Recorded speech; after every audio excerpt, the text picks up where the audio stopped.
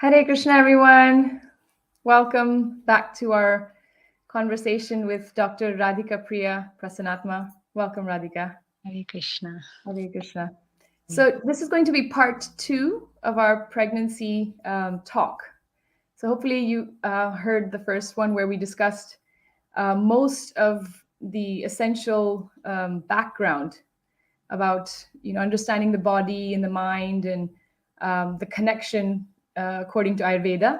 So we had gone quite deep into the Ayurvedic understanding, and we also talked about conception to some degree and some complications. So it's a good place to start off. So if you haven't heard that already, please do listen to it after this talk.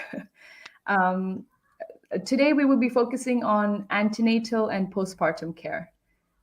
There's a lot of information out there, but it's always nice to be able to get a personal conversation with a Vaidya like Radhika ji. She's been trained many, many years in Udupi under, wonderful guidance. So she's a wealth of knowledge. We're very lucky to have you, Radhika. Thank you so much for joining us for so many times. So maybe we can just do a brief recap of how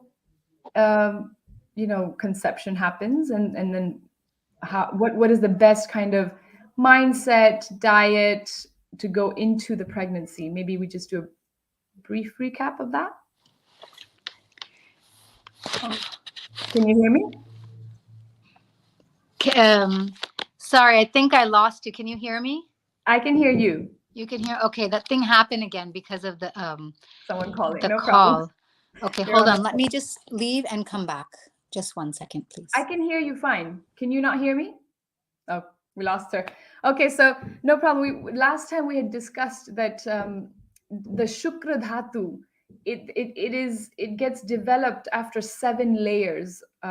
First Majja and all, then so many different layers before the Shukra Dhatu, which is the egg or the sperm, to actually get to a healthy state of conception and pregnancy. Radhika ji was describing last time that it's actually the body has to work quite hard to create a healthy pregnancy for us to conceive. And we talked about certain foods that are good for that. Are you back, Radhika? Can you? Yes, I can hear you. Yes, great. Thank you. I'm sorry. It's okay. I was just giving a brief recap about, how much energy goes into creating the Shukra Dhatu.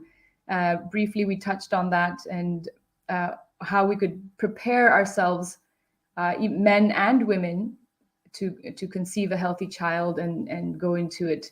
Maybe we just do a brief recap again? Yeah. Of yeah. So, Hare Krishna. So, again, all this knowledge is from, the previous acharyas, have written this text. It's tried and it's true and tried. So I'm just repeating, whatever we have learned and whatever has been described by them. We went, again, this is a sequel. And of course, for those who are pregnant or trying to conceive or having a baby, of course, everything should be done under the guidance of a doctor also, of course, professionally. At the same time, this is a sequel, so we'll recap a little bit from before. Those who would like to have a better understanding can see the previous video. Yeah. So we just explained, of course, even before the pregnancy. So it's just like, growing a plant or growing any living entity. If we have a garden, before putting the seed in the garden, we make sure the dirt is, nutrition, it's fertile, it's proper dirt, it's getting enough water, sunlight. We can't just put the seeds anywhere and expect it to grow. So in the same way, it's very important for both the couple, the husband and wife, or the mother and the father to be, that they need to also be balanced and healthy before. So there needs to be a preparation before actually trying for the child. And again, according to Ayurveda, healthy doesn't just mean, physical body, but mind, body, spiritually, emotionally, everything needs to be balanced and healthy. And then, of course, calling such a soul also welcoming them to your family. Mm. Again, the body is made up of the saptadhatus, the 7 tissues, rasa, rakta, mamsa, meda, asti, majja, shukra. Shukra, or the reproductive tissue, is the last tissue. So when we take in our nourishment, the shukra dhatu, reproductive tissue, is the last, and it is supposed to be nourished after 28 days. So it's important that you actually start your planning much before, to again call in and request for this healthy child. Of course, you can just start anytime. I mean, that's not contraindicated or whatever, but if you want to do it in in the best possible way, in the Ayurvedic way, according to Shastra, this is, the best. Recommended to really prepare mentally, emotionally, and of course physically. So you're saying that Yeah, a lot goes consciously, into. it's about our consciousness, even even with the child, or even in other circumstances in our life, doing everything consciously, with proper intent is very important. For example, we explained, you know, rearing children is not just about, okay, we clothe them, we feed them, we give them education, and that's it. No, there's a lot of aspects to that. There's the emotional part. Their studies have been shown, just given these outside externalities to children, but not giving the love, not giving the spirituality, not giving the emotional support, these children do not come out healthy or balanced. So it's very important also, as parents to be, to create that balance amongst our own, mentally, spiritually, physically, in order to give our optimum best. And then, of course, to be able to nurture this child. So even understanding that before, a lot of unfortunately, a lot of people bring children into this world not prepared, and because of that, because of all our excess baggage, we are hurting our children, and because of that, they have to go through different pains and traumas, and again, it's a cycle. So it's very important, again, consciously, and of course with children also, and for other aspects also, just make a proper conscious effort. So in Ayurvedic, we explained about the digestion, and how we need to assimilate food quality. No matter how much the quality is, if the digestion is not working properly, we're not able to assimilate. This even goes through the mental and emotional aspects also. We need to be able to digest things in order to assimilate things in the proper way, and have the actually true understanding, or get the true potential of our food, or even the other aspects. So that was just a little summary. Of course, then coming to the actual conception, there was a really nice definition of garbha, which we talked about, and going further on, we'll talk a little bit now about the actual pregnancy. So according to Charaka Samhita, Charaka is one of the main quoted acharyas in Ayurveda, and it's many volumes. So in the Sharirasthana, of the Charaka Samhita, chapter 3, shloka 8, it says, and it's a Sanskrit sloka, which is very important. It says, what is a garbha? What is a fetus? Like when we first embryo, what is it exactly? And this can answer a lot of questions. Sa garbha shaya manu pravishya shukra shonitabhyam samyogamasya garbhatvena janayatyatmanna atmanam atmasangya hi garbe. The union of shukra, which is the sperm of the male, artava or shonita, ovum of the female, and atma or jiva inside the kukshi, uterus, is known as garbha. Garbha could be explained as a zygote, embryo, fetus, the first formation. So it's very important to note here, again, this is not only the physical, chemical aspects. Okay, we put a bunch of chemicals, bang, there's a human, or there's an animal, or there's a species created. No, there is actually in a simultaneously, along with the samyoga of Shukra and Artava, Shonita, there is the presence of Atma, or the soul and consciousness. This is very important. So according to Sharangadhara, after the fetus or delivery, it is called a bala. So it's not called a child yet until he's come out into the world. After his delivery, up until then, it is called this soul is called a garbha. So according to Dalhana, he's a commentator on Charaka. He explained the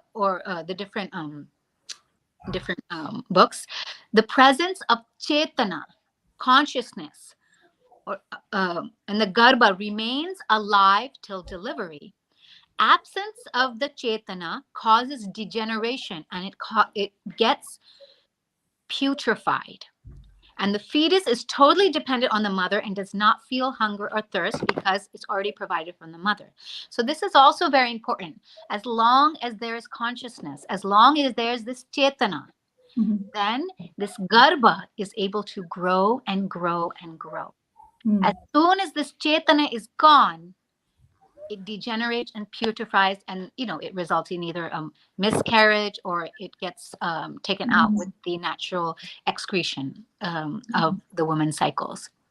So can I just recap what you're saying? So according to Charaka, you're describing that as soon as the egg and sperm unite, there's already the presence of the soul. The soul, there has to be the unification of the soul. If the unification of the soul is not present, the garbha cannot be growing, the chetana, and it cannot be formed at all or grow. So Shukra Shonita can come together, but without the presence of the jiva, without the presence of the atma, it cannot form anything. It cannot be properly fertilized. So in order for the proper fertilization and the garbha to be formed, the atma has to be present. The jiva has to be present. So, that's why, you'll see so many times the Shukra Shoni, they may come together, but they really fertilize, or, the jiva or the atma has to be present in order to continue the growth.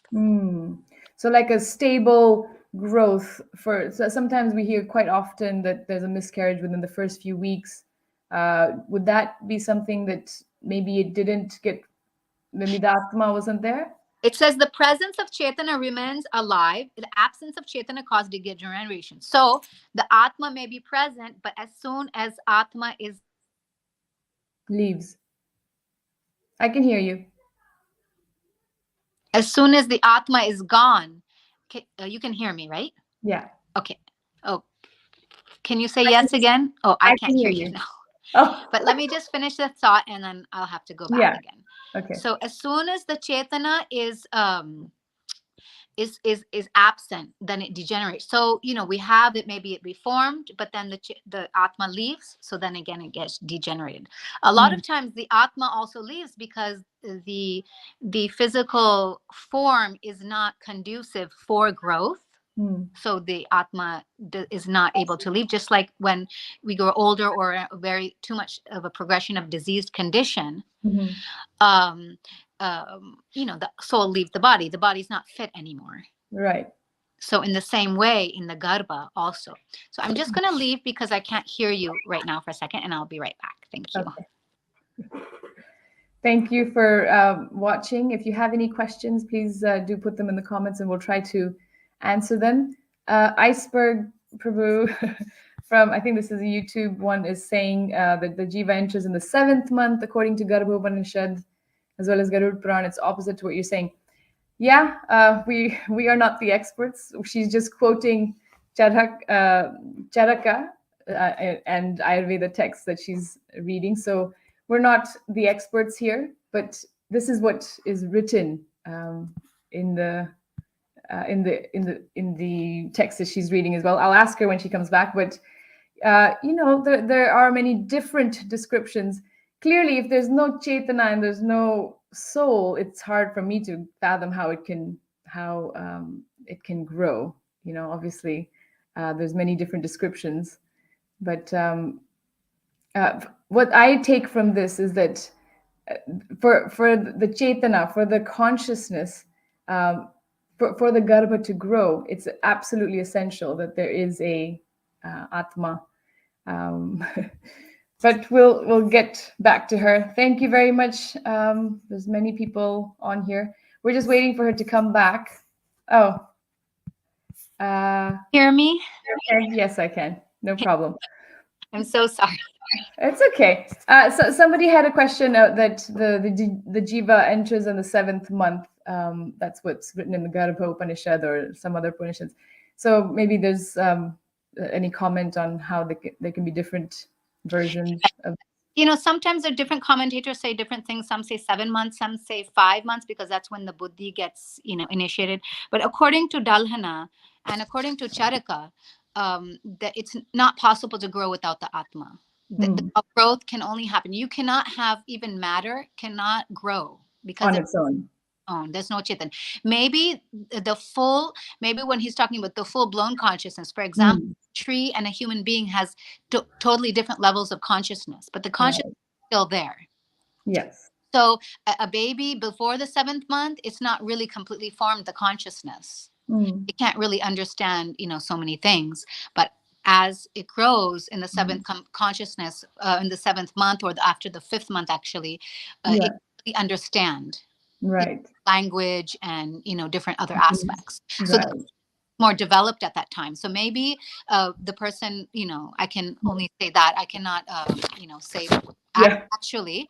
But according to Charaka, according to Dalana, and according to Kashyapa, which we'll further explain now, growth is only possible with the presence of Chetana and Atma. And this is verified in the Shastras. Wonderful. Yes. So I'm assuming that, the developed consciousness or the life starts maybe after the 7th month, with the born, even though it's a premature baby, the baby can live independently if the proper care is taken. Right. So that's also to be taken into consideration.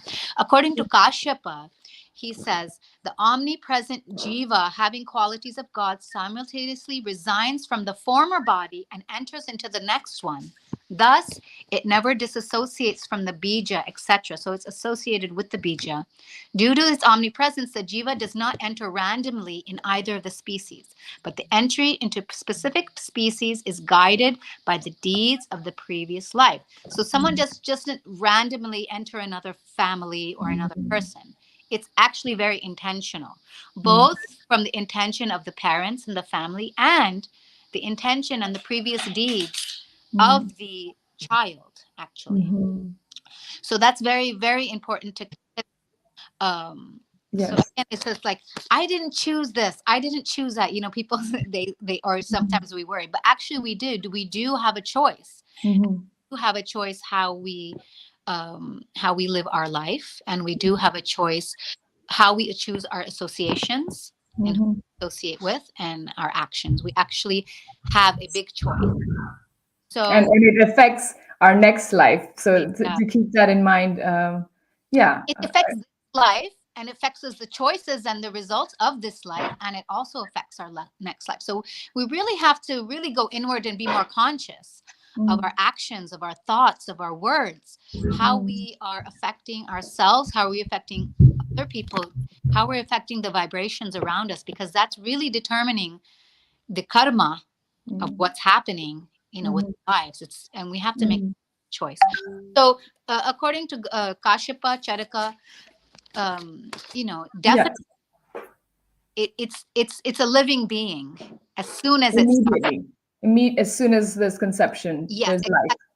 Conception, and it's called the Garbha. Soon as the Atma comes into when the Shukra and Artava are joined, that is called the Garbha, and as long as it's growing, there's Chetana or consciousness there, even if it's a less consciousness. So then we go into the first month. We're going to go by month basis, and then we can talk a little bit about the do's and not to do's. But we can talk a little bit, about the month by month. Sure. So the first month, Charaka explains that it's the Garbha form is like a shleshma, or like a mucoid form. And Harita explains it's like a kalala. are small. So it's not really, doesn't really look like a Yeah. form, formed any form being, but it has small, it's in a liquid state. So Hmm. um, it's very vulnerable at that time. So that in that time, Charika explains that to have a healthy diet and plain milk is recommended during this time. Of course, plain milk, you want your calcium. You want a healthy diet to give the proper nutrients, because along with your body, you're feeding the garbha. Harita even explains that you can even have yashti madhu, which is licorice powder, along with butter and honey, followed by milk. So here, wherever, whatever you decide, milk is very important during this time. Can And I just intervene here? I've been really wanting to understand the importance of milk, because Srila Prabhupada gave my mother direct instruction to have, when, because she had 8 children. So she said, whenever you're pregnant, you must drink 2 liters of milk every day. yeah, 1 liter in the morning, 1 liter in the evening. And I know, there's a big push for veganism nowadays, even amongst devotees. We see that, but the importance of milk cannot be overstated. It's described as liquid nectar, an absolutely essential aspect of um, you know developing our spiritual intelligence. yes. So And the concept of veganism is because it's the other balance of what's the imbalance of yes, society, um, of exploiting our yes. mother cow. Because in Vedic society, we consider the cow as a mother. We give her love, we give her tenderness, we care for her, whether she gives us milk or not. Mm, And we appreciate, we have that consciousness involved. yes. And the problem was with modern milk nowadays in modern society, we're using the cow again, Mm, exploiting her. So we mhm. have all these factories, and they're just standing there in these factories. We Tortured. torturing the mechanical machines. When she's done, make them have babies every year, which is very heavy on her system. Mhm. Imagine a human being having forced to have a baby every year. I mean, it's very, Anyway, we should have another talk about yeah. And but taking these machines, some people have said even blood comes out, pus. It's because, how much can you take care of the cow when there's so many cows in these factories? They're just in it like machines, taking this milk. As soon as they're done, haul them to the slaughterhouse. Your work is done. They're not really treated with, again, conscious any kind of, care. yeah. In the Vedic society, the cows were considered not only as family members, but the status of a mother. So she's Mm, treated with love. They're allowed to go outside all day long, herding mhm. in the forest or the jungle or whatever. They can do whatever they want all day long. They're not in a certain pen or something. And then they Yeah. come home at night and sleep in their shed. And when they're milked lovingly by their family members of the household with their Mhm, hands. So when you're mhm, doing something with your hands, you consciously know when it's ready or not. And the mhm, cow actually has this relationship with the person. I know mhm. my husband also, he took care of cows in his own household. And the cows, actually, that love comes, even sometimes they would lick him while he was, milking them. In the Right. summer, they put the heat, they massage them to make sure they're comfortable, and they Exactly. actually have a loving relationship. I know, Mm. we live in here next to the New Talavan farm here, and you can taste the difference about the milk. My daughter won't even have the store-bought milk, to be honest. So I like Exactly. go an hour away to get the milk there, and it's fresh milk. The cows are out all day, in Mhm, the fields. They do their thing. We get their mhm. milk, and you can taste the difference. You can feel the love in there, not the Yes. fear and the pain, and Mm. and the other one, and the cows too. If their babies are not allowed to drink from the udders out in the Krishna. factories. If it's a boy, they're shipped out for meat. So it's just a lot of pain involved. So that's why the veganism, got created. Mhm. And understandable. So if Yeah. possible, if you can find um, a way to get nonviolent milk, it's Mhm, very recommended. But milk itself does have a lot of very important properties, and Prabhupada has definitely mentioned, and the Shastras have mentioned the importance of cow milk, mhm. and especially again for pregnancy and for the health. of a human being, and for the brain too, brain material. So milk is very, very important. We don't want to just throw the baby out with the bathwater, you know. Just because of the atrocities of a certain sect of people doesn't mean the substance is bad. It's the way that it's being handled is bad. Right. That's one thing that's very important. Another, so as we go on from the first month to the second month, we have the embryo becomes a solid mass. So now it starts to becoming formed. And according to the Shastras, they say, of course, we can't see it, but they say if it's formed into a pinda or a round form, then it will be a male. If it looks like a peshi, which is like a muscle or a little elongated, it would be a female. And if it's an arbuda or a round tumor-like shape, irregular, it will be the future garbha will be a hermaphrodite or neither male nor female. So even this third sex has been explained. The Ayurvedic Shastras and the Shastra, there was no ignorance of the presence of the third sex also as well. So that's also important to note. Now here from the second month, the Ayurvedic Shastras have said to have milk medicated with sweet herbs. So sweet herbs, again, like yashti madhu. Yashti madhu is licorice. Again, it causes pushti, helps for generation. Brahmi, etc. You know, these type of herbs help. You can medicate it with that. And a sweet, cold, liquid diet. So, you know, sometimes in the first trimester, there's a little bit nausea, acidity, you know, sometimes most of the time, you know, that's morning sickness.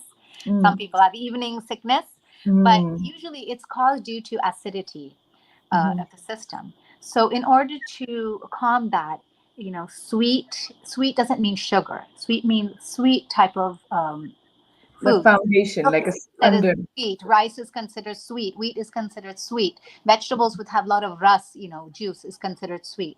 Cold means not too much heating things. You know, when you have acidity, you don't want to have too much, you know, hot type of foods. And a liquid diet. So, you know, sometimes you're not so hungry because of these feelings. So you have to have like a light diet during this time. Not too heavy because, you know, you're not able to digest it so much. So a light, you know, cool, sweet. A sattvic diet. And then we go on to the third month. We have, according to the Shastras, it says it develops into 5 buds, the garbha. So 5 buds meaning, you know, 1 bud for the head, 1 bud, 2 buds for the arms, 2 buds, you know, the legs, the torso, and the indriyas. So the senses, the eyes, the nose, the mouth, the ears, the touch, they're all starting to get developed here in the third month. Minor body parts start to become apparent. So it's not detailed yet, but you start seeing the little minor body parts. And here in this third month, the garbha also starts to develop distress, sorrow, happiness, and develops consciousness a little more. So again, just because the soul is present, it's still in a underdeveloped consciousness, not so much aware of the external surroundings yet. But third month, it starts to developing in this month. And here, the diet is recommended as shali with rice with milk, and milk with honey and ghee. Again, these are all, again, nourishing type of foods. And again, not too heavy, but at the same time, nourishing and satisfying for the month. So can I just repeat so far? So you're saying in the first month, you said again, licorice and milk. Either just milk. Plain milk. Sample Sharika just says plain milk is fine. Plain milk. But in the second, he have yashti madhu with a little butter and honey with the milk, followed by the milk. Okay. And then in the second month, you were saying maybe milk mixed with sweet and cooling herbs. Yes. To aid with the reduction of morning sickness, and maybe which would generally be nourishment and growth, to aid the nourishment and growth of the garbha. And it makes sense because the cooling and the sweet maybe would help with lessening our morning sickness. Yes. Okay. And then the third month, you say Even you have substances like mishri, the sugar rock candy, that also Yeah. sucking on that. When you're getting the acidity, you're thinking you're nauseous, you don't want food, but it's actually the reason why is because of the acid is coming up. So the mishri helps also to reduce the acid, and mishri, the property is actually cooling and sweet, so that also helps sucking on this rock. Whereas sugar is heating and sweet. Yes. The mishri is recommended during this time. The mishri is the rock candy. Rock candy. Yeah. Rock candy. Especially the tal mishri, from the tal fruit, even they have that tal mishri. That's really good. Okay. Then we go, moving on to the 4th month. So again, here you see the ghee is recommended, honey, rice with milk. And just 1 minute. Lakshmi, you can have this. That's it. Did you do the pranam and stuff? Okay. So then we go on to the 4th month. There's a manifestation of the heartbeat, according to Ayurveda. Starts here at the 4th month. Now again, we hear in our shastras or in the old cultures, 10 months, 10 months delivery, and in the modern science we hear 9 months. So there's a confusion there. Well, actually, it's 9 months and some weeks. And our old customs, our old Vedic ways, we start the month as the not the finishing of the month, but during that month. So the 4th month is during the 4th month, not on the completion of the 4th month, but during the 4th month. We have the manifestation of the heartbeat. And that's why in this month, the Garbhini Stri, or the pregnant woman, lady, is called as Doridya. She has 2 hearts now. Oh. So now, again, here, the consciousness is again more developed, and the different desires of the child starts to develop, different cravings. Different other desires that you can start noticing, and that happens starting from the 4th month. Here, milk with a teaspoon of butter is recommended. Again, fresh butter is best, not the butter you get in the markets with the salt. Fresh butter, or unsalted butter. Butter in Ayurveda is considered as Shita Vaidya, cooling again. So we want to reduce too much heat. We don't want too much heat in the body. Again, it produces acidity, and it's painful for the child as well. And we don't want too much. Sometimes pitta increases, so having this milk with butter, again, it gives the nourishment, and again, it's cooling and it has the calcium and all the vitamins and nutritions. So the milk with butter is recommended during the 4th month, and again, it's satisfying and filling. So from the 4th month, we go on to the 5th month. Sorry, can I just intervene? I have a question about the butter and maybe even ghee later on. Is it better to just have it plain because or is it cooked? Is there different properties when the ghee is cooked versus the butter is cooked? Yes, there's a different properties when the butter is cooked. Butter, when it's not cooked, is butter. When it's cooked and you take the fat out, it's ghee. It's more digestible. When you heat it up, it's still it has different properties. The fresh butter is cooling. So just eat the butter, not like cook with it. No, just eat fresh butter or put the fresh butter in the milk. I mean, if it's warm, the milk is warm, it does melt, so it does have some heated property, but not really cooking or frying with it. When we cook, we never usually see in Ayurveda cooking with butter. Always see cooking with ghee or oil. The saturated fat or those are taken out, and that's easier for digestion, because when you cook with the butter or the ghee, it's absorbing more of the fat. So you want to have it when it's in the ghee form. It's easier to digest, lighter to digest if it's made in the proper way. Right. So butter is usually had fresh. You can put it on your bread or roti or on the rice or in your milk, or eat it with mishri, or just eat it like that. It's considered for the health. But cooking wise, we always recommend either cooking with ghee or oil. And of course, if you want to put it after you cook, put it into something, that's fine. Or even a little bit cooking, I know in Western dishes, we cook with a little butter. That's fine, a little bit. But as a general for this pregnancy, having milk, the warm milk, and then put a teaspoon of butter in there. Here we go into the 5th month. Here, the mana is developed. So first, the heart is developed. Heartbeat can be heard in the forehead.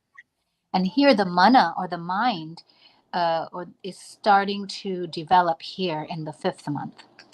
Here, therefore, here we have Harita says that here, even at the 5th month, it's not recommended. Somehow the garbha can survive independently after the 5th month, actually. So we see even sometimes we have after the 5th month, babies being born, you put them in incubator. There are ways to keep them alive. So before that, it's not possible. After that, there are ways to keep the body alive independently. And here, because the mana I'm just blown away that this is all information that was there hundreds and hundreds of years ago. So there definitely is a way. There was a way. There was a scientific way to keep the babies alive, even if it was born here. Exactly. And 5th month. Yeah, for anyone listening and thinking that, we are only realizing all of this through modern science, it's really reassuring that the information which comes down through, descending information it's actually very powerful. So thank you, for highlighting that it helps build the faith in the Vedas and the Ayurveda. And again, it's all true and tried. As it has been experienced, it's verified. And not that, because now the mana is starting to develop and it's starting to be apparent here. This is a very important time. Again, even in the Shastra, this is a long time ago. It's already been talked about. Read your child, read loudly Bhagavad Gita. Wow. Shastras, listen to nice music. Whatever you want your child to learn, start exposing at this time within the womb. In the 5th month. Of course, even from the beginning, if you read, it's very important. But especially its importance is given here in the 5th month, because here now the mind is more developed to absorb. Wow. And even different substances that again increase the potential of mind, like Brahmi Grita, ghee processed with Brahmi. Those are help for the brain formation, and different other herbs that are again good for the brain formation. Some pregnant ladies would like to have it starting from this month. And Ayurveda also explains to start payasa at this time. Payasa would be the sweet rice pudding at this time. Again, it's rice cooked in boiled down milk with sugar, and you boil it down, and then again that's very nourishing and satisfying for the child and for the mother as well. In the 5th month. We move on to the 6th and 7th month. Again, now the baby's getting bigger. We can see all the different parts now, and it's getting completely formed. We have here more enlightenment of the buddhi. So the intelligence are starting to now get more refinement. So more reading, more hearing, more, talking to the baby is very important. Here, the skin, hair, bones, nails, complexion, this is also starts getting developed here. And that's why sometimes after the 7th month, again, you start to get little heartburn. They say, because the baby has more hair, sometimes they say that. But yeah, this is the time that all this starts to get out. So now this is the finishing touches start. So basically the baby is formed practically by this time. And now the finishing touches are starting. It's just like starting to cook now and develop. And here, sweet yogurt is recommended. Also, rice gruel, like a rice porridge with ghee, and gokshura type of herb that helps also. If you notice, this is the time, the baby starts to get a little heavier. So you have to go to the bathroom. More frequent urination, you'll start noticing at this time. That actually helps with that when there's excess urination. Also, it helps to reduce the vata. Gokshura. Yeah, so small prickly type of round, Herb. type herbs type of thing. So if you boil that and make a tea and boil that and put that with the rice gruel, put a little bit of that, you can have that. That's good for. Haribol, Lakshmi Priya. We have someone Yeah. listening in a little bit. Somebody is asking very to maybe we can write down all the herbs that we are meant to have. Like first you mentioned Brahmi should be started on the fifth month. 5th month. Fifth month. And obviously we should Yes, yeah. Brahmi, ghee, again a little quantity. See how your taste is, and then the 6th and 7th month you can have that gokshura, Gokshura. rice gruel. Some people call it Gokru. I remember when I just had these tablets. You can get it in churna form or tablet form from Yes. Patanjali or Yes, you can have most- tablet form, powder form. You can have the straight gokshura, and you can drink the decoction with it. So these are all again healthy and help for maintenance of both the baby and the mother, because again we have to see both simultaneously. Yeah. Then we have going to the 8th month. So the 8th month is a very crucial and important critical month. Here, the pregnant woman should be very careful due to the instability of ojas. Okay, so the baby here, it's still forming the garbha. At the same time, here the ojas starts to become a little unstable. Again, there's less space, for all practically, considered. There's less space in the system. The body will start getting ready for delivery soon. When you say ojas will become unstable, does that mean just the energy? You'll start maybe the Ojas is the essence of our immunity. So Biyakra, dhatu, then we develop the ojas. Ojas is like our immunity system. So of our immunity of our whatever we're doing. This is reduced with stress, which is really important, especially for the pregnant mother. She should avoid the stress. At the same time, especially during this 8th month, she needs to be careful. When I say be careful, doesn't mean sit down in one place. Yeah. Careful means reduce the stress, and again, don't take any bumpy roads. Stress both physically and mentally, emotionally. I remember, I'm just going to intervene here if you don't mind. I remember with my second pregnancy, I was in Mayapur and I was taking those rickshaws, those really bumpy rickshaws.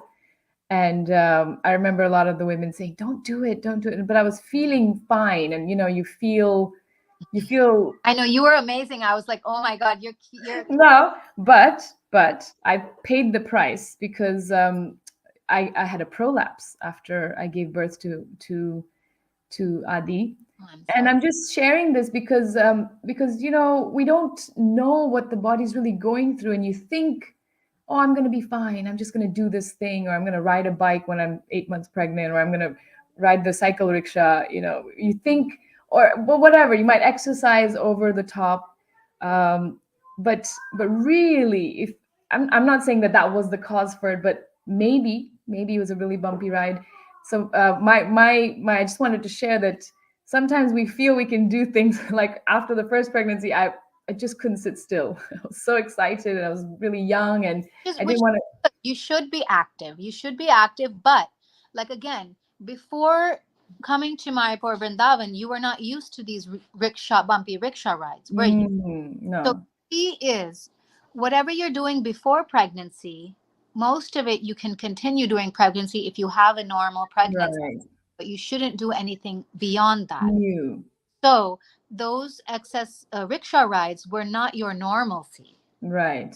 So you should not continue that. There are people who do heavy exercise. You have people in the village also carrying huge water pots, heavy work, but that's their normal. Their body's used to that. So when they're pregnancy, of course, they're recommended not to do so much, but it does not affect them as much as it would affect us who are not used to that type. Exactly.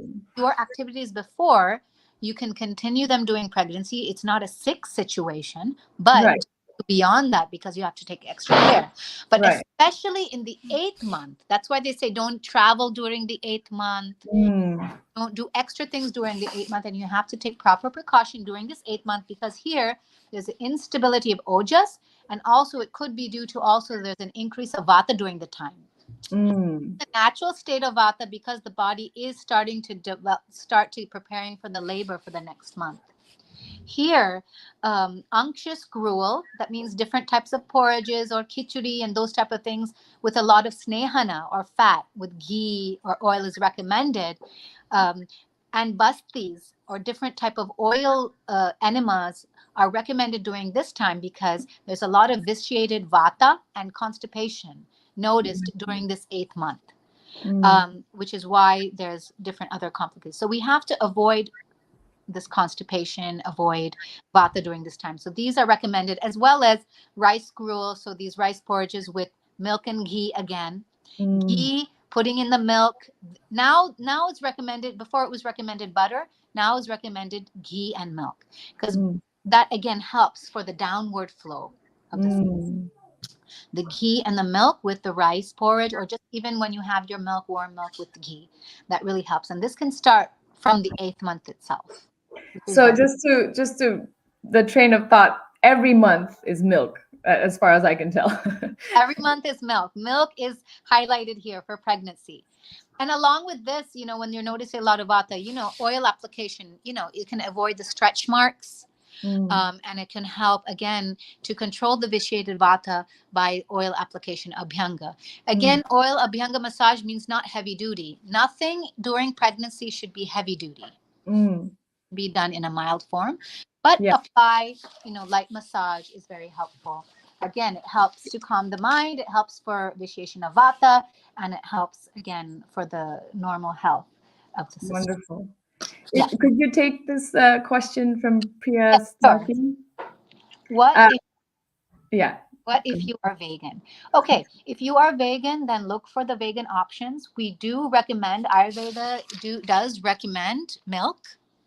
But if you do have the vegan, dietary restrictions, you can look what has the same nutritional value as milk. I suggest, though, cow milk as better. But again, like I said, if you are vegan and you're not able to take, or even due to different health issues, try to find something which has a similar, nutritional value. And you can talk to your doctor about that, which is best. But again, like I say in Ayurveda, if try milk and try to find a ahimsa or a non-violent way to right.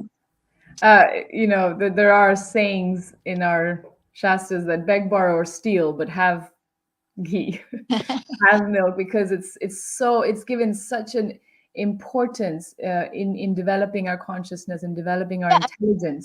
And if you can't get it in your city, then try to do something without, or if you can encourage maybe some farms or some people to start developing this culture, so then we can have it. Or at least supporting those around us that are really looking after the cows and maybe offsetting the proper relationship.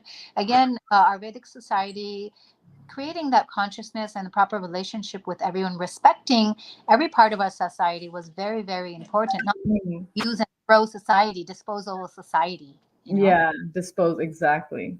It's not, we're finished, we're using it, we don't need it anymore, throw it away. We take care of our parents when they grow older. We take care of our children. We take care of our cows. They're not able to give milk anymore. We still take care of them because they're part of our family. We love them. I see a question, what about onion and garlic during pregnancy? It's recommended not to have it. Again, it creates extra heat. And too much onion and garlic also is not good for the consciousness. As devotees, we don't have it anyways. It's not accepted by Krishna. But in general, during pregnancy also, even modern science also, I have seen in some studies, says stay away from onions or garlic during pregnancy. Again, cause extra heat. And also, even though sometimes it may be good for reducing vata or digestion, it does agitate the consciousness. So we try to de-stress as much as possible during pregnancy. So we try to do as many options as you can to avoid stress triggering, exactly. Stress triggering substances. So onions and garlic do create a little more of passion and ignorance. avoid them during pregnancy. Again, also heating. So some people may even get miscarriage having too much of that. So yes, studies have shown. Sorry, I'm just gonna take. I know I'm disturbing you in your flow of thought, but just because in case I miss them, because I like this question. I was thinking the same thing and I didn't ask you. Could you advise how to increase the ojas? Because you said it's linked directly to our immunity. What was the advice again for increasing the ojas? Again, we're going to go more into about the general do's and don'ts about pregnancy. But of course, number one important of helping ojas is avoid stress. And milk and ghee is always good for increasing ojas. Milk and ghee, they are the natural rasayanas. That's why you see during the whole pregnancy, we recommend milk, we recommend ghee. They're all natural immunity boosters. And again, avoidance of stress. Stress is directly related to the reduction of ojas or too much overdoing yourself, even mentally, or even overexertion physically too, as well. In the pregnancy, avoid excess exertion, mentally, physically, verbally, even. You should be lazy. You should be active, but overexertion. And then again, milk, ghee, and increase of ojas, listening to nice music, listening to the shastras, reading. These are all helps to increase the ojas. Healthy balance. Yes, go ahead. So many people might be wondering how to get in touch with Dr. Prasannatma. We will. Do you want to just share your email, or we'll put it on here later? You can put it on there. We'll put it in the comments after we're done. She is really busy right now. She doesn't actually take on clients and people, but if there's a specific question, you can leave it in the comments, or we'll share the email later. Is that okay? And I'll help according to. Otherwise, I can guide. Guide them too. Okay. So I'll take care of that. No problem. Okay. Thank you. Share just share my normal email because it'll be. Yes. Well, I'll do that at the end in the comments. Yeah, I did another email for that, but I don't think I'm going to check it. So just give my normal email. Okay. So we're on the 7th and 8th month where you were talking about reducing the, stretch marks. So we do the abhyanga and the oil massage to reduce that the. That can actually start from the beginning or even before pregnancy even, that just helps the elasticity of the skin. It helps to calm down the vata. It gives energy, and it really helps them normal health. And again, if you continue with this oil, it helps to prevent these stretch marks from happening. A lot of people, they want to start putting creams afterwards, but this is when the stretch marks have already occurred.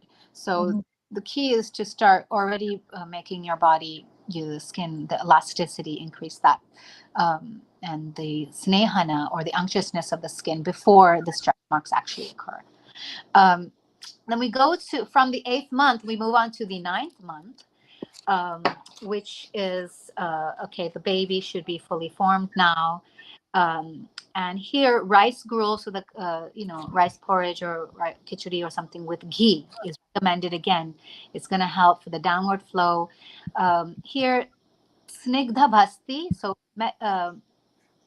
medicated enemas with oils, medicated oils with the Madura group.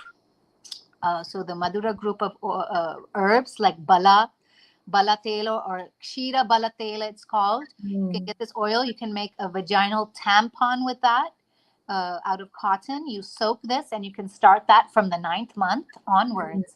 You can start putting this vaginal tampon with this medicated oil of bala tel or kshira bala tel and put it in the vaginal area, the birth canal. So again, it helps to build the elasticity of the canal. When you're ready to have the baby, there's reduction of tearing, and it's more easier, for the birth. So those are some things that can be done in the 9th month. So bhasti is different than bhasti is not the enema. That is the enema. Bhasti is enema. You can do oilated enemas during this time again for reducing the vitiated vata. At the same time, you can also do or these vaginal tampons with the bala tel, which can also be applied to the body, by the way, too. It helps. It's nourishing, and at the same time, it reduces Vata. Now, important parts also during pregnancy is, again, avoidance and the do's and the don'ts. We could say the yamas and the yamas. Yes. Pregnancy. So it says here, again, these are all to promote, ojas, promote the health of the body and mind, the consciousness, the spirituality of the mother and the child, which is important. They're not separate, they're together, and they both depend on each other right now. The pregnant woman should daily take bath, so she should be clean, physically, even outwardly, in mind and activities. So her actions, her mind, her body, everything should be clean. And she should worship God. She should be celibate, and she should observe a pious life. So again, what we act on and our consciousness also affects the baby. So we also acting in such a way that our baby is affected. And again, by living a pious life, our mind is more pure and our consciousness is more pure. And by cleansing the consciousness, it helps to reduce the stress. And the stress cannot come if your consciousness is stable. Right. Whatever she desires should be fulfilled. So whatever a pregnant lady wants, you have to give to her. That's the rule. I remember, especially in the Gujarati culture, we have this suavari, like the woman who is pregnant. All the ladies around the community, they'll be like, "What do you feel like eating?" And bring you all of that, because you also get special blessings for feeding a pregnant lady. It's she's worshipped. The first pregnancy, they do the kora. Yeah, in Gujarati it's called koro, but every tradition in India pretty much celebrates the pregnancy in the 7th month. They do a puja of the garbha. Even throughout the pregnancy, the rule is whatever she wants, you have to give. Even if it's in the middle of the night or she wants like the moon from the sky, you have to give it to her. You have to give it to her. Whatever she wants. Yes. She should always be treated affectionately. It's very important. Never expose her to any type of hurts or mental disturbances or worries. Nothing should be exposed. Every time, she should always be treated affectionately, and she should be given whatever she wants. You heard it here. This is quoted by speaking. Yes. Shastras. Yes. And eat a wholesome diet, which is very important. Which is palatable. Again, it should be tasty. She should not be averse to it. It should be sweet. Like I said, it should not like the sugar sweet, but sweet like sattvic, like, vegetables full of juice, milk, rice, wheat, ghee, things with a sweet property. More liquidy and unctuous. That means snigdha with the fat in it. Should not be dry food. Again, dryness. If you remember, we talked about in the previous discussion, vata, the qualities of vata is tatra laghu shitaha khara sukshmashtalo nilaha. Dry, too much movement, too much cold, these things to be avoided. The cold water from the fridge, ice cold milkshakes, avoid those type of things. But they should be more liquidy, more unctuous. So it should have ghee in it, oil, whatever it is need to be. And again, cooling, so it shouldn't have the hot property, not too spicy. It beneficial is rice. The specific substances which is beneficial is rice and wheat and the whole grains and green mung dal. Mung dals are very, again, they're light and easily digestible. Butter, ghee, milk, dairy products, yogurt, all of those mixed. You can mix them with sweet substances. Honey, sugar, banana, jackfruit. These are all nourishing. And cooling. Amalaki. And too much dry food should be avoided, but raisins are okay. A little bit raisins are good because they don't have too much heating property. Soft bed, loved ones should hug her, embrace her, make her loved. Gentle massage, again, just for relaxation, not too much hard, deep massage, but just gentle massage. Sandalwood, musk, camphor, again, these create a calmness and a balance of the mind, a pleasantness. Mm. It should always feel happy and in a pleasant situation. It's so, I just want to share here that it's such a deep science that looking after the mother to be, so that she herself doesn't have so much stress and trauma that can, after the baby, it's not an easy thing to do. To have a child is such a, it can be a traumatic experience, and we see that nowadays. The world is getting more trauma informed, Yeah. but this word is, it's like a buzzword now, because we're realizing just how much trauma we carry with ourselves, and we don't even know where it's coming from because it's not conscious. But if we are not looked after when we're doing this immense job of creating a child, I mean, looking, giving birth, then clearly, postpartum depression, it can lead to so many things that may be avoided if Yeah. we were just shown enough love and support, and really understood with a conscious awareness of what the mother needs during this really vulnerable time. And basically, if you're taking care of the mother, you're taking care of the world, because she is creating the universe. Yeah. Yeah. So, and then further on, if you look deeper, you look to the seven mothers, Mm. explained in the Shastra. So if you actually take care of your mothers, the cow, Mother Earth, and all the different mothers, and of course your own mother, if you take care of her consciously, like Right. taking care of the universe which you live in. So, Exactly. and this Ayurveda goes on to all levels. So not just physically, giving her the nutrition like a machine, give it Mm. done.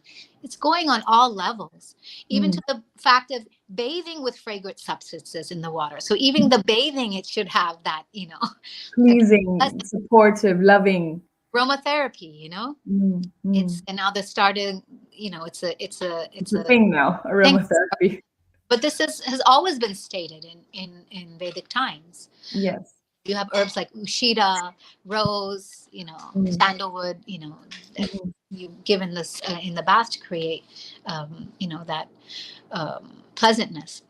So, of course, important also to avoid is avoid spicy foods. Katu, tikta, kashaya. These are increasing of vata and also help does not create pushti or nourishment. Katu is spicy. Tikta is too much bitter during Mm. pregnancy, and kashaya is too much astringent tastes. Like vinegar, Vinegar, and also something that puckers your mouth and drying your mouth, like like the pan leaf. sour. Pan leaf, Oh, pan leaf. that's not sour, but it has the different taste. Even after you eat Mm. jamun, how the taste, Mm. you know kashaya, astringent taste. Okay. um Excess exercise or excess sexual intercourse, that should be avoided, actually, because again, that causes harm. Avoid, this is mentioned, red clothes, intoxicants, these are all should be avoided during pregnancy. Riding over bad roads, Kishori. So riding is not bad, but riding over bad roads and bumpy roads, again, it's not pleasant. Mm. It says here you should avoid meat. Again, because it's not sattvic, it's rajasic and tamasic, and it has involvement of the violence and fear and pain involved. So you want to avoid these type of things as much as possible. Excessive weight loss. Again, when you're Mm. having a baby, you don't. This is not the time to lose weight. Mm. The time for that is before or after. Mm. Even excessive day sleep and awaking at night, ratri jagran. Again, that increases the vata and imbalances of the doshas. Excess grief, fear, and anger. Again, here are the mental and emotional parts, which has been described in the Vedas from long time ago. A Mhm. pregnant lady should avoid any grief, excess grief or fear or anger. So it's really important that not only herself, but the people around her should make a conscious effort that she should be protected from these. I remember coming to your mother's passing away because I couldn't help myself. I know. I love your mom, but I remember everyone being completely shocked. Okay, why are you here? I know. You I know, wasn't expecting you to I come. know pregnant women are not allowed. You're not allowed to go and be at a funeral and see a dead body, because it really, and I can attest, it kept me up for days after that. I'm so sorry. Oh no, I insist. I wanted to say goodbye to her. I couldn't avoid it, but it's yeah, these are really subtle. It's a subtle science. Subtle science, and also because of the hormones, and the different changes, we become extra sensitive during this time. Mm-hmm. So whatever experiences we have, they're heightened. So Yes. that's even what may be just a little bit grief, which we can handle when we're not pregnant. It may be bigger. And of course, because a small child are more susceptible of and more open for these type of vibrations. So we have to be careful and be, treated as we would treat a child sensitively for that. This is why I really want to have this conversation, because I made so many mistakes. I made every mistake in the book. And so I'm really passionate about you sharing all your wealth of knowledge with everyone, whoever wants to listen, because It's not mine, the Vedic knowledge, but I'm just, repeating. No, because it's not just old wives' tales. No. It's not just like, okay, sure, you're just not allowed. You're not allowed at the funeral. No, there's a reasoning behind it. We don't want to overly agitate the mind, because it's even explained Yes.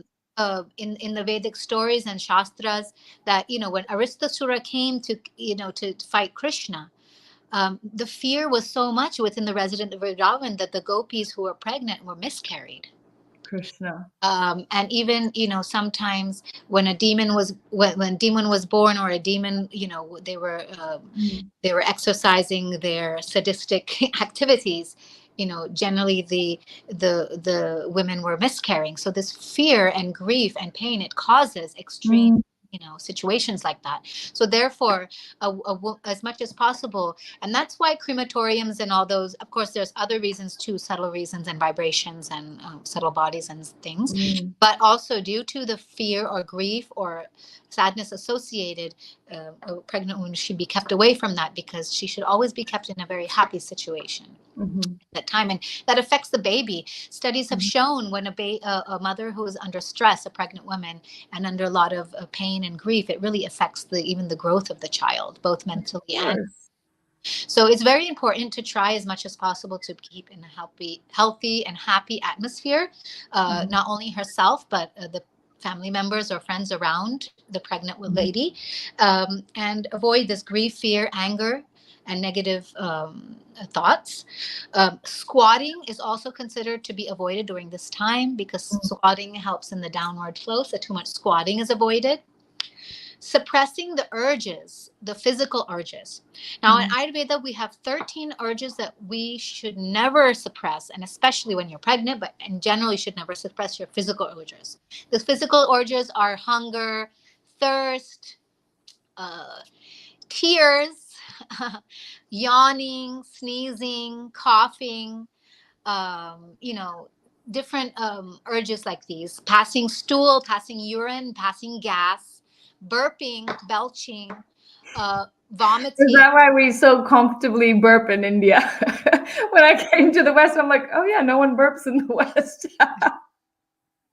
These should never, ever be suppressed, because they cause disease and vitiation of vata and different other disorders in the system. So these should never, ever be suppressed.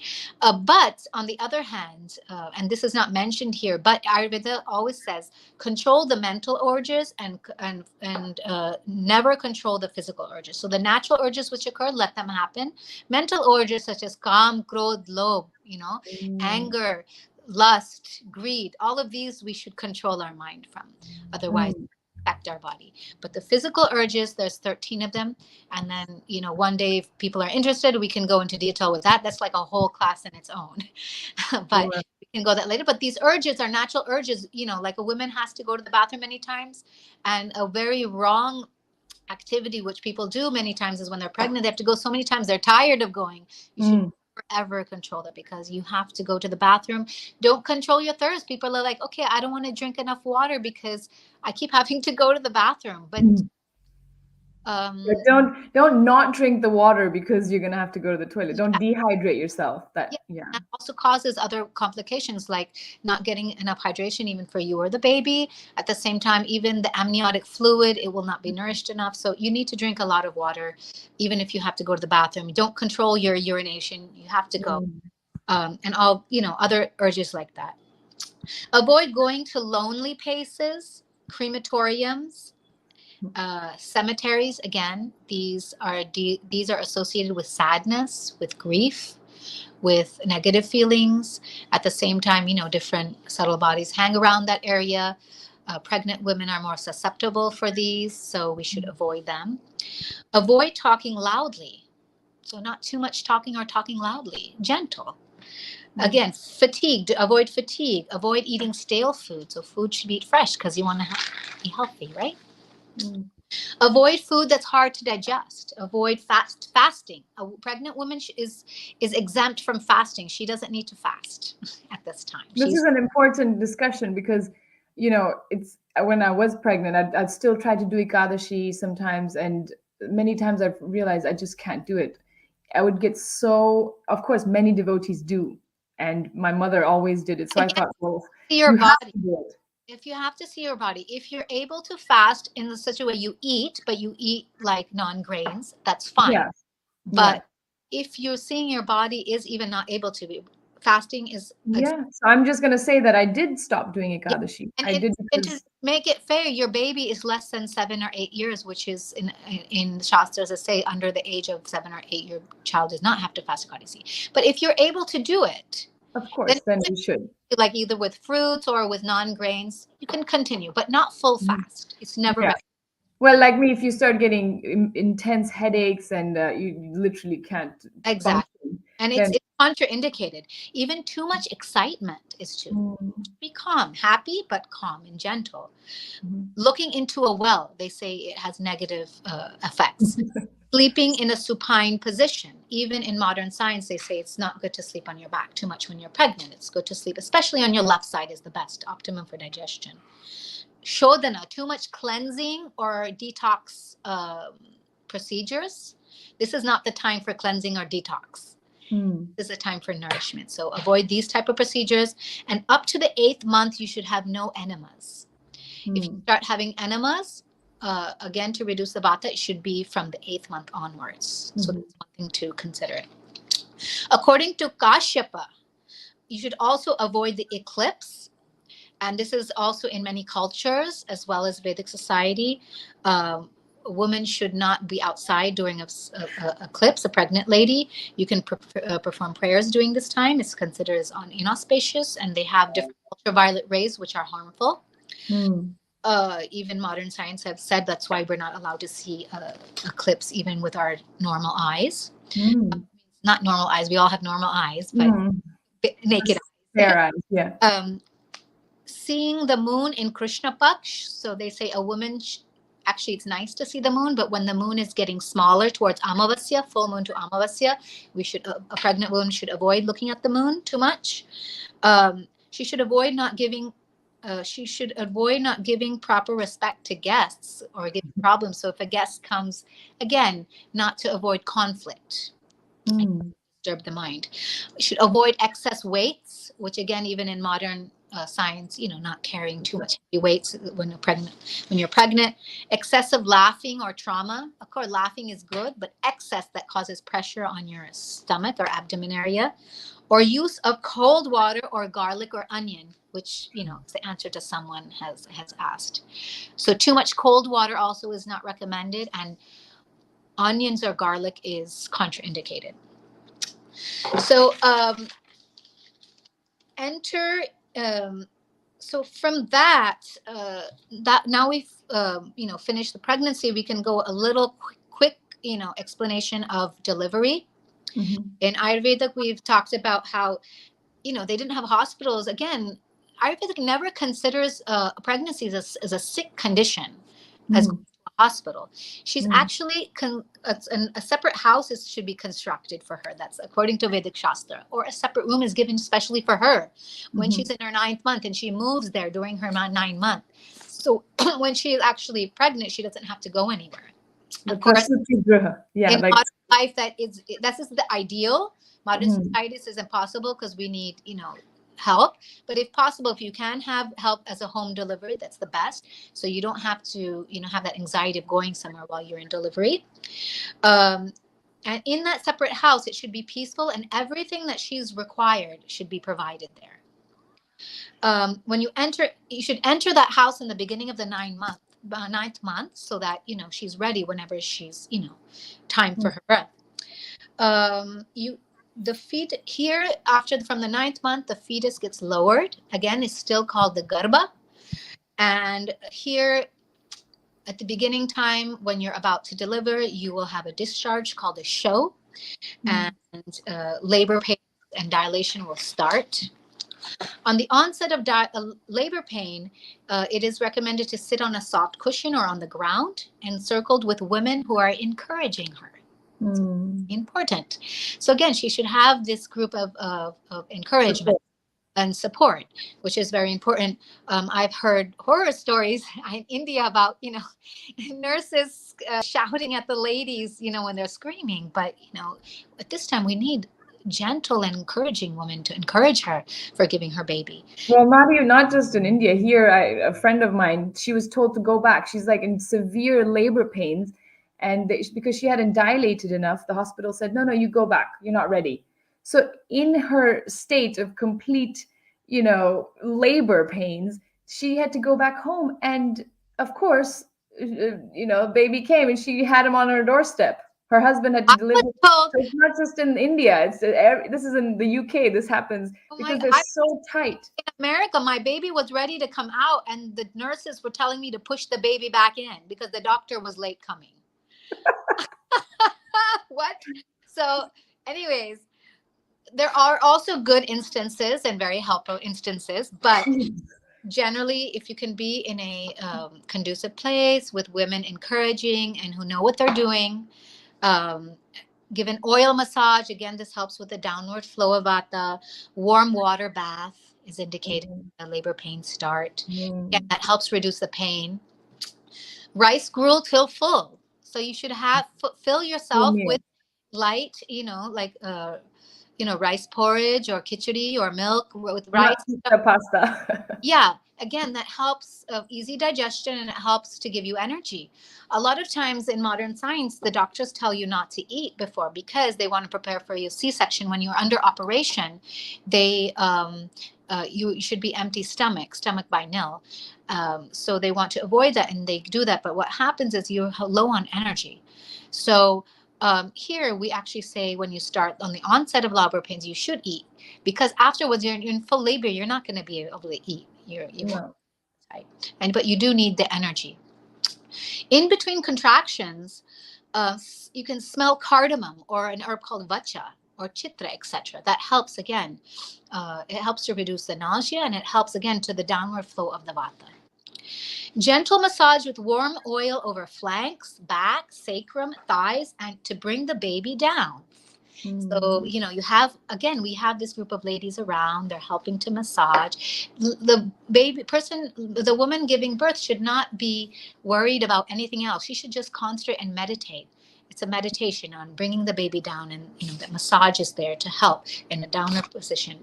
Oil massage around the vaginal canal. Again, that helps to promote elasticity, and it helps to bring easier delivery. In case of a difficult and long delivery, Anuvasana Basti is recommended. That's an oil snigdha basti. That again helps to reduce the vitiated vata. Never bear down in the absence of labor pains. So you shouldn't push. A lot of mistakes that women do during labor is they're pushing at the wrong time, and that causes different complications like prolapse. It causes complications like piles, hemorrhoids, and sometimes at the end when the baby's really ready to come out, you're too tired to even push. So you should never push. Actually, you're not really ready to push till the end when it's dilated 10 centimeters. So until that, when you have of course, when you don't have the contraction pains, you should relax. But even when you're having the contractions, when you're not fully dilated, you're supposed to relax at that time, actually. So different methods like this oil massage, or even the warm water bath, or even different relaxation techniques during this pain or contraction time before you're ready. You have to relax. So when the pain is happening, or even squatting, that helps to bring the vata down. And again, it helps to relax the muscles. So reduction of the pain, and you're not pushing during this time. You will know when you have to push at the end, when you feel like you have to pass stool at the end. 10 centimeters. That's the time when the baby's ready to come out, and you can't control it. It just comes out. Right. So that's really important. It's a very, very important not to push, Yes. for that time. For easy delivery, different recommendations have been, recommended. Of course, it shouldn't be done only things at the delivery time. Again, all this whole process before up to the delivery should be taken into account, and that helps with the delivery. This oil vaginal tampon, this ghee in the milk, the healthy diet, normal activities, walking, exercise, not over exercise, but normal exercise, walking and everything. All these things help with the normal delivery. They say the root of a sugar cane or tal grown in the northern side of the house, it's made like in a thread measuring the length of a woman, should be tied around the waist. They say if you tie that around your waist when you're delivering, it should help with easy delivery. In the olden days, when everyone had ample amount of cows, they used to put a skeleton of the cow head on the labor ward. They say that wards off evil, spirits. Energies, the spirits. Yes. Internally, Yashti Madhu and Matulinga root powder can be taken with ghee.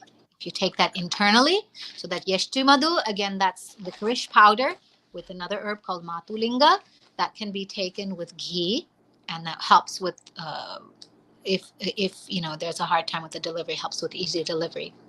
During the first stage, which is really important, walking, sitting, and then squatting. So not tying yourself on the bed or laying down. You should be walking during times in the first part of the labor. When it's in pain, squat. That helps in the reduction of the pain, and again helps for the bearing down.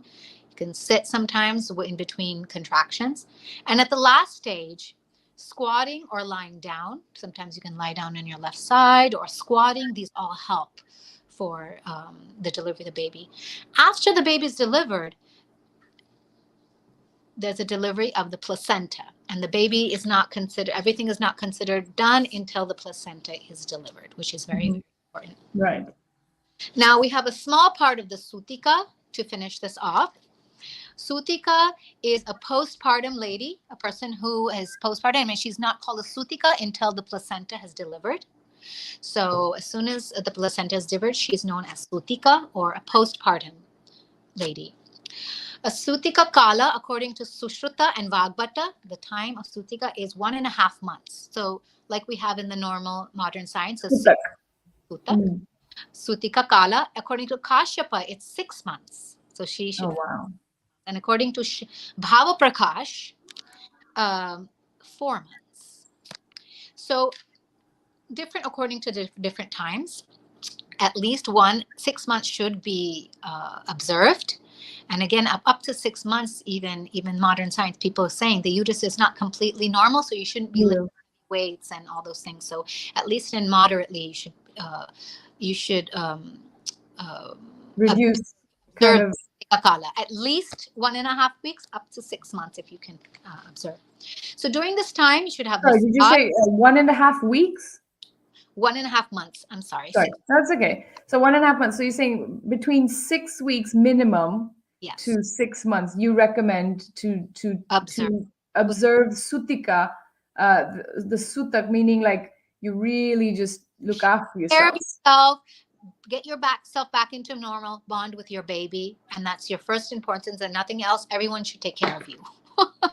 Of course, that's not possible in modern life, but as much as possible, reduce your other activities, and your prime duty is getting your health back together, mental, spiritual, physical, and your bond with your baby. That's your prime. And others have to try to step up and help you.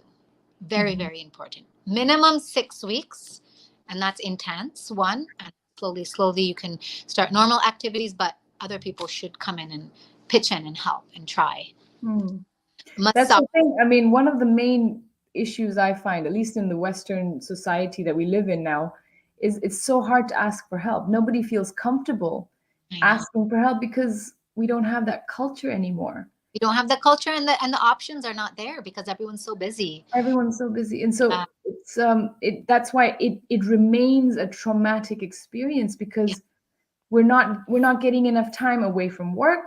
We're not getting enough time from our other children.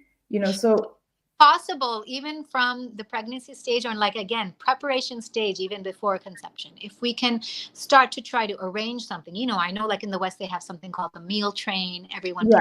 help with the meals, or maybe someone can come and help pick up, help with the the house cleaning. If you can't do everything, especially in the West. Don't be afraid to ask. Yes, and I would say just take a little, eat a little humble pie, and just go up to someone, even if you don't know them well. If you don't have any family around, just ask them, would you be willing to not cook at the for me? last minute when you're already stressed out about it. Try to before. If you have a spouse, if you have family members, if you have a group of friends, of course, things can't be avoided, and if you can't, you can't. But as much as possible, try as much as possible. This will help in the long run, and we will see why soon. So during this time, this Sutika Kala, massage is very important. Oil massage, again, it reduces the vata, it helps bring the organs back into place. Oral intake of decoctions, such as Panchakola Churna. These churnas help, again, for vitiated vata. It helps clean the uterus, to make sure everything's cleansed up. It helps create the digestion. Again, this is called Panchakola Churna. You can make a decoction of that, or you can take the powder, 1 tablespoon of the powder, put it in a bowl of warm water for like an hour or two, and then drink this decoction once or twice. When you say decoction, you mean you boil it in water and milk? Have the hot water and put the powder in there and keep it there for like an hour or two, or even overnight. And drink this water in the morning, the warm water, morning and evening on an empty stomach. This can be done for 2 weeks. Because the first 2 weeks your digestion is a little low, and this helps with the milk production, with the cleansing of the uterus. This should be done 3 to 7 days after the delivery. Rice gruel, again, upon hunger, she can start having this rice gruel, and she can have the Panchakola Churna with that. She can start having ghee or oil, again, after she starts getting hungry after 2 weeks. Usually it happens, or when she starts getting hungry. And the liquid, not just full-on food, light food. Some cultures, they don't even eat grains for 1 or 2 weeks. Some cultures, like in the North India, they won't eat rice, for they say it creates gas. In South India, Eastern India, they eat rice, so that's what they're going to eat, but they eat it with different herbs that help with the digestion. Again, like using this Panchakola Churna with it. I know in Bengal, they have this Kala Jeera, and they roast it, or they eat black pepper with ghee with the rice. Again, not dry foods, but liquid and easily digestible and nutritious foods. Abdominal massage, then abdomen massage, and wrap it with a long, big, clean cloth and wrap it tightly. Like a sari. I remember doing that. Like, the next day after you've given birth, or maybe the same day, is it? It can be even the next day. Right. Depends when they're tie up your belly so that it can, especially when you start breastfeeding, you get those other contractions which help the uterus contract and go back all the way in, and you wrap it up, and it really helps everything go back into place. And the compression prevents the presence of a hollow space, so vayu does not get vitiated, and the organs get put in their proper place again. So this is very important. And in the morning and evening, hot water, warm water bath, and light food, and this oil massage. In India, we have like the daima that does it for you. In the West, but if that can be provided, having this oil massage, warm bath in the morning, in general, you're like the baby. Yes. If you can be in that situation, that's a deal. If not, as much as possible. And again, like, it really helps with also the letting of the milk down. Many people have a hard time creating milk or breastfeeding, but like these warm baths, massaging, relaxing, not being stressed out, that really helps let the milk and produce the milk, and eat you're saying this gruel kind of food, like cereals and porridge, or rice, like very liquidy, Dalia. easy to Dalia digest. is, Dalia. if you don't want rice, you can have the dalia khichudis, or stuff like that. Barley. After a week or 12 days. So first Mm, you have to have light things for a week or 12 days, because you're just, your body is just getting uh, sorry. Yeah. accustomed to all of this. After a week Mm, or 12 days, you can slowly administer brahmana substances. That means nourishing and heavier substances after a week or 12. So mm, more of the heavy ghee and nice food. But everything mm. should always be given hot, warm, easily digested, and non-constipating foods, because this time there's a danger of constipation at this time, because the body is still very open. Avoid, again we talks about here, it's everything talks about subtle physical everything. Avoid anger, exercise, sex, and cold air. Very important to avoid the cold air, cold wind. That's why you see in the Vedic cultures too, they tie up the ears. You have to keep warm during this time, because again, so the vata doesn't increase, and also the downward flow, so everything that's inside the uterus, everything can be cleaned nicely. Yeah, Of you're still course, going to be bleeding for many days, and you want yes, all that. you have to be worried actually if there's too much bleeding postpartum. Yeah. Sorry, can you hear me? Yeah, I can hear you. So yeah, if it's Can too you much, hear me? then I I can't can hear hear you. you. Again, someone called. Hold on 1 minute. I'm going to leave and come back again. Hold on. Okay. So yeah, she's just highlighting the Ushna Upchar. I remember this word Ushna. Ushna means heating. Upchar is healing, like the effects of warm. Only eat warm food, drink warm water. In many cultures, they have this suwa water. In Gujarat, you boil the suwa seeds, or it can be cumin or fennel. Fennel is cooling though. I'll ask her. But jeera and suwa seeds, and you boil that and you drink warm water only for the first however many days you can manage, months really. Only hot, fresh food, warm baths, not hot, but warm bath and massage. Um, yeah, I was just mentioning the Ushnopchar, the word heating, warm therapy. Yes. Very, very, very important during the Sutika Kal, at least 6 weeks and even up to 6 months. Warmth. Ushna Upakchar, avoid cold food, avoid cold air, avoid cold substance. Everything should be warm, hot, cleansing, nourishing, Because light. you've got too much vata, right? When we've given birth, that's my understanding, that the vayu and the vata is completely out of balance, because you need that vata to allow the child to come out. So Yes. now you're full of vata. Now to calm that vata down, you need more heating. You Yes, need and the it's the ushna. danger of vitiation of vata during time. So even it's very important also to remain calm during this time. Avoid anger and grief and upset. You need the time to bond with your baby, which is, people are not getting this nowadays, which is why there's so much postpartum depression uh, Mm. going on nowadays, and different hormonal imbalances. So it's very important to follow these. Use light unctuous diet daily, snehana and swedana for 1 month. So snehana means inside and external. Internal, you can have the ghee. External, the oil massage. Swedana, if you cannot have steam or anything, at least take a hot shower, hot baths, just to create that heat and in the body, and that downward flow. Exercise is avoided. I know a lot of people want to get back in shape after the Sutika Kala is the time. I would not recommend it before the 6 months. Actually, uh, taking the full Sutika Kala into consideration, it will happen And you're naturally. not really doing heavy exercise for Yeah, for but maybe 6 months. normal activities is fine. But I'm talking about excess. Great care, but Maybe could we just touch up on that? I know we're running out of time, but because I know many people are so adamant to get back into shape, and modern trainers will be like, yeah, you can, as soon as you feel fit, just come back in and we can start working out. Uh, now that I understand in my own life that if you start walking and exercising and running around too soon, that you have long-term effects. Maybe we just touch yeah, on why we don't. yes, and which I was going to get to that soon. Oh, Uh, sorry. Okay. no problem. It's true, and it's really important. when you do start feeling good, you should start normal activities and everything, but not over excess, slowly, gently. Again, do everything gently, do everything slowly in its own time. Don't be in a rush for everything. You can start exercise, once you start feeling normal. And I have never met any woman who felt normal within the week or 2 weeks of having a baby.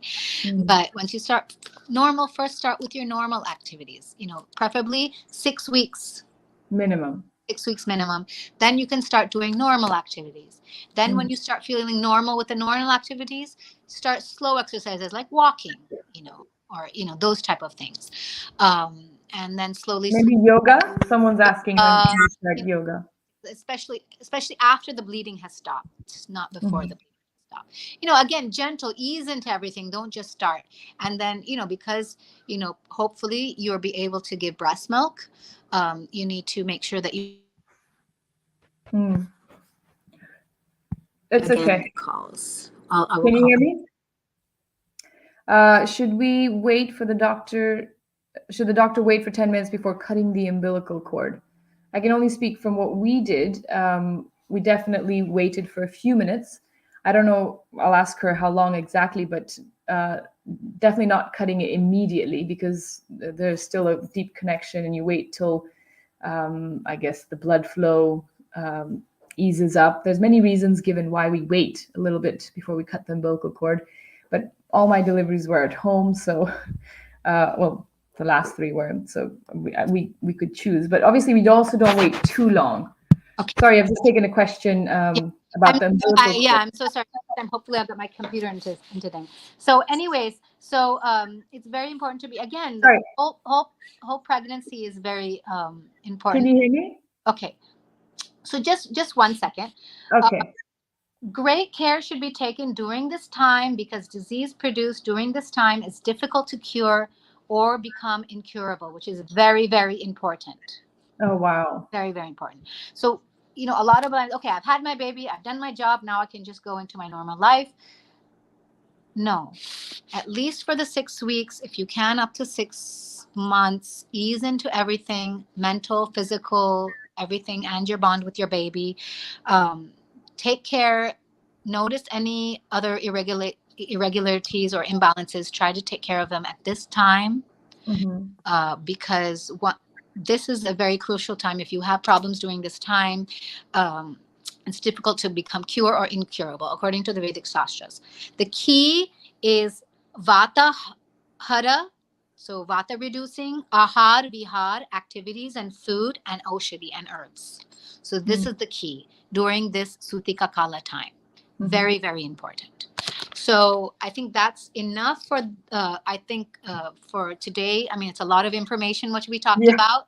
I think we had a question. We can answer 1 or 2 questions. So I just want to repeat what you just said, which is really, really important because I can attest to it in my own life, from my own pregnancies, that any mistakes I made during the Sutika Kal, I can still feel the effect of it. Yes. Meaning the times that I just didn't pay attention to what I was eating, it changes your digestion. The times that I was up on my feet trying to do things sooner than just because my mind was wanting to get active, but I wasn't allowing my body to rest the amount that it needed to. I have a permanent lower backache from it. So what you just said is that whatever issues that come up, and if we don't heal it during this time itself, it can pretty much lead to maybe an incurable situation later on. Yes, it's produced during diseases produced during this stage. It's either very difficult to cure. Doesn't mean it's not possible. It's difficult, but it becomes difficult a lot of times, or it can, in the worst case scenario, lead to incurable nature. So therefore, Ayurveda really, really puts a lot of importance during the Sutika Kala time, and hopefully modern science will be aware of this and be able to encourage this in normal day-to-day life. People are now being aware. Before, women were not allowed to have maternity leave. Now maternity leave is recognized. It's standard. Yes. Even paternity leave you can get. Yes. So hopefully more awareness on this subject will be created and it will help to help more women and the future of our society and the health of our society. Is very, very important. So Wonderful. There was a quick question about the umbilical cord, and I tried to answer. I remember waiting. Manali ji was asking how long should they wait, or is there like a samskara maybe that you perform? I remember that when you cut the umbilical cord, you chant some mantras. And yeah, there is a samskar, and again, if you like, we can go into another lecture about just all the samskars, samskaras. babies, and everything. It's very Yes. deep. But yes, Yeah. you can wait. The umbilical cord does not need to be cut immediately. I mean, some people do. It doesn't cause harm, but you can wait a little bit. So then all the blood passes by, and then according to in our Vedic society, they see usually a family member. They cut the umbilical cord. A family member from the woman. But yeah, you can wait. Nowadays studies have shown that it's actually better to wait a little bit for that. Okay, so I think this is a really common, even though you touched on labor pain with Ayurveda, maybe we can just expand a little bit. I remember you saying that there's one or two herbs that you can have, and also Yashti Madhu and Matulinga root powder. You can mix that with ghee, and you can take that internally. You can take ghee along with milk. That helps to increase during labor pain. Again, that massage with the bala oil down the flanks, the lower back, the abdomen. Helps that. Squatting, walking, especially in the first day of labor, not lying down, not pushing when there is no contractions, and when there is contractions, again, either squatting or warm water bath. In the complete late stages, when you're ready to push, that's the time when it's 10 centimeters dilated. You'll know because you can't help but not push. Then you'll have to push. But before that, not pushing, because then that really, there's no such thing as completely painless delivery. You will have pain, but that's just the body's way of showing you when you need to push, when you need to relax. It's the way of the body getting out. And if you're able to meditate and in sync and not have to worry about other things, you can have people that are helping you, or even just yourself and one person, and just meditating on delivering. Maybe that helps. And of course, we can go into more detail about this. I would also just like to share that I remember my mother highlighting, putting a picture of Krishna or God, whoever your Ishtadev is, putting a picture right in front of me in wherever I was going to give birth, because you get to a point in the delivery where we did that too. You think you may never come back. Yeah, you pray to your Ishtadev. You have a nice picture of Krishna. You keep back, and during the delivery, keep some music. We keep chanting. That also helps. Again, when the contractions, or when there's no contractions, and when there's contractions when you're not supposed to push yet, you can visualize yourself passing urine. That's what actually, Kishore, your mother is the one who told me that. That's a help way to relax. The only time you can wee is if you're completely relaxed. There's just that's the important thing, is to relax and meditate on delivering the baby that time, and that helps to lower the to lower and also help to push out. If you're tight, then it brings, even if you're trying to push something, even tighten your muscles and it'll pull it back up. Or if you're tighten your muscles when you have to pass stool, then it goes back up. But if you're able to relax, then something can come out, even if you're trying to squeeze something out of a bag or anything like that. So the key is to relax as much as possible. That will allow it the downward flow. So even warm water and the massage, oil massage, that all helps. And the encouraging words of, a family member or someone, a lady or someone that can be nearby, which is important. Yeah. And the rest is just to surrender. Yes, it actually is a big surrender. It's a very amazing experience, actually. If you can surrender, that really helps during that time. Have that picture of Krishna or your Ishtadeva and just surrender to the process.